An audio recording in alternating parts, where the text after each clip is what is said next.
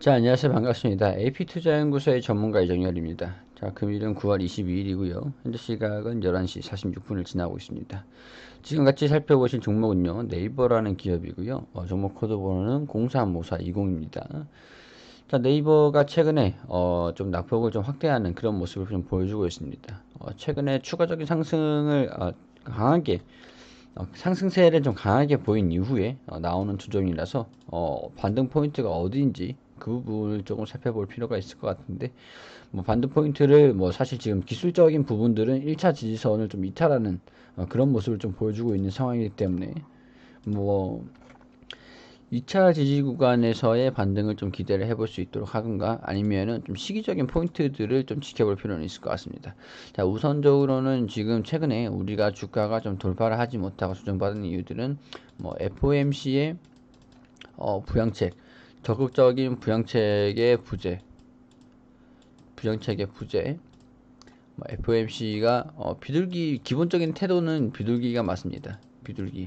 비둘기가 맞는데, 비둘기에서의 그런 시장을 부양은 할 것이다 라는 그런 부분들이 시장에서 예상은 하고 있었지만, 그런 부분에서도 FOMC가 기본적인 태도, 기본적인 제스처 같은 경우에는 비둘기적인 부양을 할 거다라는 그런 시장을 바칠 거다, 그런 태도는 좀 보여주고 있습니다. 그렇지만 여기에서 2차적인 2차적인 큰 부양책, 그러니까 쉽게 말씀드리면 시장을 견인할 수 있는, 시장을 끌어올릴 수 있는 그런 금융시장에 영향을 줄 수 있는 그런 부양책들이 나와주지 않으면서, 얘기를 하지 않으면서, 이렇게 뭐 시장은 좀 불확실성이라기보다는 좀 실망감을 좀 표현했었습니다. FOMC를 좀 기다리는 움직임이 좀 있긴 있었는데, 여기에 대해서 금융시장이 우호적인 부양책이 나오지 않으면서 여기에 대해서 실망하는 그런 움직임을 종목들 대부분을 보이곤 했습니다. 자, 이 부분에서의 주가가 좀 하락한 이유들은, 우리 11월 3일 미국의 대선이 남아있다. 대선이 남아있고, 지금 뭐 미국의 대법관 임명을 뭐 둘러싼 그런 대선에 트럼프가 대법관 임명을 또 하게 되면은 뭐 대선 전에 탄핵이 된다, 뭐 그런 얘기가 또 나오면서, 뭐 바이든 후보가 대법관 임명하는 거에 또 반대를 했다, 뭐 그런 부분들이 일련의 좀 불확실성으로 시장에 좀 받아들여지고 있는 그런 상황입니다. 미국 시장 같은 경우에는 이런 불확실성과 테슬라의 배터리 데이, 그리고 FOMC의 그런 정책, 그런 것들이 좀 예정이 되어 있는 상황에서 불확실성을 좀 많이 호소를 한 그런 상황이고요. 그리고 유럽 증시가 조금 강하게 하락한 그런 모습을 보여줬습니다. 자, 유럽 증시 같은 경우는 코로나 바이러스의 확산, 그런 부분에서의 은행주들이 급락하는 그런 모습을 좀 보여주고 있는데, 자, 우선 미국 시장을 좀 보면은 다우가 마이너스 1.8%, 다우 지수 같은 경우에도 낙폭을 좀 상당히 강하게 보인 이후에 좀 어느 정도 살짝 회복하면서 마무리를 했습니다. 나스닥 지수 같은 경우에도 낙폭을 좀 상당히 크게 보였죠. 그리고 좀 회복을 좀 하는 그런 모습을 좀 보여주면서 마감을 하는데, 결국에 뭐 약세로 마감을 했습니다. S&P 같은 경우도 마이너스 1.16% 정도 하락하면서 지수 하락을 좀 이끌어줬습니다. 근데 그렇지만 미국 증시는 어느 정도 뭐 반등하는 흐름, 저가 매수세가 좀 들어오는 흐름을 좀 보여줬는데, 우리 영국, 프랑스, 독일 같은 경우에는 회복하는 모습을 보여주지 못한 채 시장이 조정을 좀 받았습니다. 대부분 3.3%에서 4.3%까지 독일, 프랑스, 영국 시장에서의 지수가 좀 하락한 것은 국내 증시와 이제 유럽 증시, 그리고 뭐 뉴욕 증시, 글로벌 증시 전체적으로 좀 우려감을 나타낼 수 있는 그런 요인이 아닌가, 그런 생각이 좀 듭니다. 유럽 증시 같은 경우에는 코로나 바이러스의 재확산, 그런 부분들이 좀 불확실성으로 반영이 되면서 다시 한번 이뤄질 수 있다는 그런 도시의 봉쇄가 우려가 됐습니다. 그렇기 때문에 은행주들이 큰 폭으로 좀 하락하는 모습을 보여주면서 지수 하락을 견인했습니다. 은행주가 하락했다는 것은 웬만큼 은행주 같은 경우는 그렇게 하락하지는 않습니다. 근데 은행주가 하락을 했다는 것은 뭐 거의 뭐 전쟁에 거듭나는 뭐 그런 상황이다라는 부분들을 좀 어느 정도 염두는 해둘 수는 있을 것 같죠. 자, 이런 대내외적인 불확실성으로 인해서 국내 증시에도 영향을 좀 안 받을 수는 없습니다. 코로나 바이러스의 재확산과 미국에서 예정되어 있는 11월 3일의 대선, 그리고 코로나가 이제는 정말 지긋지긋할 정도로 많이 나와주고 있는 그런 이슈인 것 같은데, 다른 글로벌적으로는 영국과 프랑스, 독일 같은 경우는 코로나를 그렇게 한국처럼 그렇게 막 적극적인 뭐라 그럴까, 효율적으로 관리를 하지 못하고 있는 그런 상황이에요. 미국 같은 경우도. 그렇기 때문에 코로나로 인한 경기 그리고 11월 3일에 있을 대선, 그리고 우리 한국 시장에서는 명절이 예정되어 있죠. 자, 명절이 예정되어 있으면서 국내 증시 같은 경우에는 외국인이 명절을 앞두고 매도세를 좀 보여주긴 합니다. 외국인이 매도세를 보여주면서 기관 같은 경우에서도 매도세를 좀 같이 보여주는, 동반해서 매도세를 보여주는 그런 우려감 있는 움직임도 나와주긴 합니다. 통상적으로 이거는 명절 전에 수급의 그런 주체의 그 부재라고 해야 될까요? 명절 동안 우리 시간이 거의 주말 포함하면 일주일가량의 시장을 열지 않게 됩니다. 시장이 닫게 됩니다. 그렇죠. 일주일 정도. 이번 명절은 또 특히, 자, 이번 명절 같은 경우는 5일 정도, 30일부터 1, 2, 3, 4, 이거는 토일요일이고요.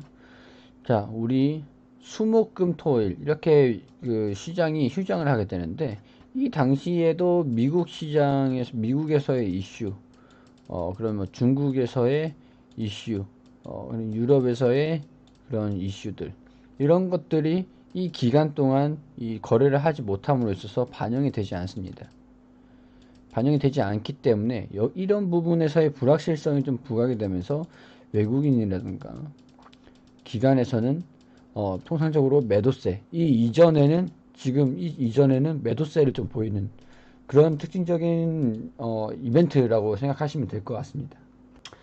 자, 그렇기 때문에 그리고 명절 이후에 한 차례 반등 시도는 나올 것으로 예상이 되고요. 11월 3일에 미국 대선이 예정되어 있으면서 미 대선에 대한 그런 결과, 시장의 불확실성, 우리 명절 동안 시장이 거래가 되지 않으면서 반영을 시키지 못하는 그런 불확실성이 있죠. 그런 부분에서도 명절 이후, 그리고 11월 3일, 10월장은 보통 평균적으로 미 대선을 염두에 해둔 그런 보합권의 움직임을 좀 보일 것으로, 큰 변동성은 없을 것으로 예상이 됩니다. 그렇지만은 11월 3일 대선의 결과에 따른 그런 움직임을 좀 보여주는, 10월에는 이 11월 3일에 대선 결과를 예측을 하는 그런 움직임을 좀 보여줄 것으로 예상이 되고요. 지금 이제 9월 말 명절에는 좀 이제 시장이 좀 조정을 받는 그런 흐름을 좀 보여주지 않을까, 그렇게 예상이 좀 되긴 합니다. 그런 부분에서의 우려감은 10월 달쯤에 좀 명절 이후에 반등이 좀 나오면서 우선은 좀 털어낼 수 있도록 하시고, 현금 확보는 좀 하신 다음에 11월 3일 이후에 11월 3일의 기선 결과를 보면서 조금씩 야금야금 좀 매수를 또 다시 하는 전략이, 이후에 대선 이후에 올라간다라는 그런 전략들. 코로나로 인한 그런 경기 부양은 계속 지속적으로 나와줄 것이기 때문에 부양을 안 할 수는 없습니다. 그렇기 때문에 그런 부분에서의 시장의 상승세는 대선 이후에도 꾸준히 10월 달 말부터 대선 이후에 꾸준히 다시 한번 강세를 보이는 시장이 나올 것이다 라는 부분들은 어느 정도 예측을 해서 말씀드릴 수는 있을 것 같습니다. 그렇기 때문에 네이버 같은 경우에도 이 지지구간에서의 반등 또 염두를 해둘 수는 있지만, 다시 한번 바닥, 여기서 지금 이탈을 하는 모습을 좀, 반등을 하지 못하고 이탈하는 모습을 좀 보였잖아요. 그러니까 여기에서 우리가 이전에 반등하는 모습을 좀 보일 수는 있다라는 부분들, 여기서 1차 매수, 2차 매수가 들어가는 게 같은 경우는, 그래서 1차 매수 안 하신 분들은 여기서 1차 매수가 된다라는 부분을 말씀드렸죠. 그렇지만 주가가 좀 하락할 수 있다, 시장을 언제든지 우리가 예상하지 못한 방식으로 좀 하락할 수 있기 때문에, 하단 부분, 여기에서 반등하지 못하면은 여기서 반등하는 부분, 이 반등하는 모습을 좀 하기는 좀 했다고 볼 수 있는데, 그래서 돌파를 해주지 못한 부분에서는 시장성에 의해서 좀 반등을 돌파를 하지 못한 흐름을 좀 보여줬다라는 부분을 확인할 수가 있습니다. 주가 흐름을 좀 보면. 그렇지만 지금 상태에서 이 부분에서 반등이 좀 나와주는지, 이제는 좀 돌파하는 흐름을 좀 보여주는지를 확인하고 매수를 좀 해도 되겠죠.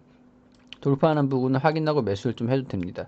그렇기 때문에 우리 반등에 성공하고 좀 확실하게 시장이 좀 살아나는지를 확인하고 추가적으로 비중 확대를 하는 전략이 좀 유효할 것 같고, 아직까지는 좀 가격이 좀 내려온다고 하더라도 비중을 추가를 무리한 비중 확대보다는 현금을 어느 정도 보유하고 계시면서 어느 정도 시장을 대응할 수 있는 여력을 좀 남겨두시면 좋을 것 같다는 말씀을 드릴 수 있을 것 같습니다. 자, 그리고 저희가 무료로 종목 추천을 매일매일 종목 추천을 드리고 있습니다. 무료로. 자, 간단하게 알려드릴게요. 네이버에서 AP투자연구소라고 검색을 하시면 여기 하단에 AP투자연구소라는 홈페이지가 나옵니다. 자, 이 부분을 클릭해서 들어오시면 홈페이지 중앙에 라이브로 깜빡깜빡 거리시는 이거 보이시죠? 여기 밑에 보시면은 2020년 무료 추천 종목이라는 게시판이 있습니다. 자, 이거 클릭해서 들어오시게 되시면 여기 밑에 보시면은 이제 저희가 매일매일 이렇게 무료로 종목을 리딩해드리는 내역들이 쭉 게시판들이 다 보입니다. 자, 오늘 게시판 한번 보겠습니다. 자, 오늘 게시판 보시면은 자 여기 보시면은 장전에는 미국 증시가 어떻게 움직였는지 7시 40분이죠. 이렇게 다 알려드리고 향후에 어떤 이슈들이 있었는지 그런 것들을 좀 브리핑을 간단하게 드렸습니다. 자, 그리고 밑에 보시면 9시부터 본격적으로 종목 추천을 드리는데, 자, 톱텍 현재가 24,000원 기준에 매수하라고 의견을 드렸고, 자, 1차 목표가는 21,000원, 손절가는 19,200원으로 대응하시라고 말씀을 드렸습니다. 자, 그리고 9시 1분에 아비코전자를 현재가 6,050원에 매수하시라고 말씀을 드렸고, 1차 목표가를 6,230원, 손절가를 5,850원으로 대응하시라고 설명을 드렸습니다. 자, 그리고 화신 같은 경우에도 종목 추천 드리면서 2,770원 잡아드렸고, 1차 목표가를 2,850원과 손절가를 2,620원으로 대응하시라고 세 종목 추천드렸습니다. 자, 그리고 장 시작하면서 코스피, 코스닥 지수가 어떻게 움직이는지 자, 이게 말씀드리면서 화신 종목 추천드린 화신이 1차 목표가 달성을 했다라는 부분과 차트를 이렇게 보여드리면서 자, 이런 수급도 다 체크를 해드리면서 자, 말씀을 드렸습니다. 자, 수익률은 6.85% 정도 수익이 났다라고 설명을 드렸고, 지금은 이제 수익이 자, 한 종목 수익, 자, 두 종목 보유 중이라고. 자, 보유 중인 종목은 톱텍과 아비크전자다. 목표가, 매수가, 손절가 잘 지켜달라는 말씀 자, 드리면서 리딩을 이어가고 있습니다.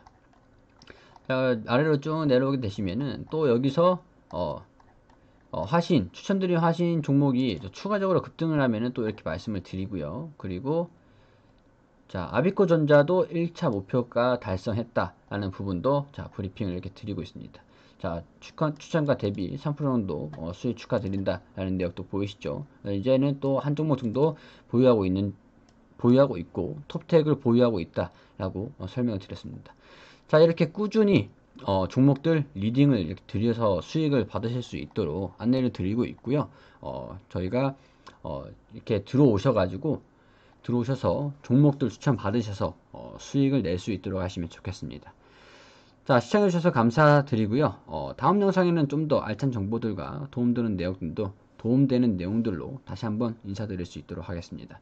자, 구독과 좋아요 부탁드리고요. 부족한 부분이 있었다면 너그럽게 이해해 주시길 바라겠습니다. 자, 지금까지 AP투자연구소의 전문가 이정렬이었습니다.